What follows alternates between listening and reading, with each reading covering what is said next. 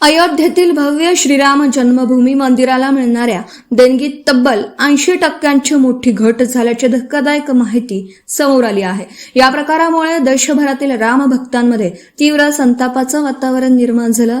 काही महिन्यांपूर्वी मंदिराला दरमहा सरासरी 7 कोटी रुपयांची देणगी मिळत होती, ती आता थेट 1.5 कोटींवर आली आहे।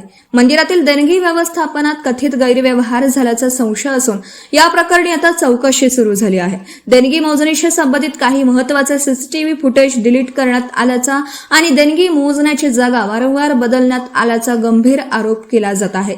या प्रकरणाच्या सखोल तपासासाठी विशेष तपास पथक म्हणजेच SITची नियुक्ती करण्यात आली असून दान मोजणाऱ्या कर्मचाऱ्यांची आणि त्यांच्या नातेवाईकांची कसून चौकशी केली जात आहे। उत्तर प्रदेशचे मुख्यमंत्री योगी आदित्यनाथ यांनी यावर कडक भूमिका घेत या घोटाळ्यातील दोषींना कोणत्याही परिस्थितीत सोडलं जाणार नाही।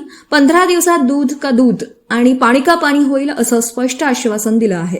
कोट्यावधी हिंदूंच्या श्रद्धेचं केंद्र असलेल्या राम मंदिराची प्रतिष्ठा कायम राखण्यासाठी या प्रकरणाची निष्पक्ष चौकशी करून दोषींवर कठोर कारवाई करावी अशी मागणी संत आणि सामाजिक कार्यकर्त्यांकडून केली जात आहे। आता संपूर्ण देशाचं लक्ष या चौकशीच्या अहवालाकडे लागलं आहे।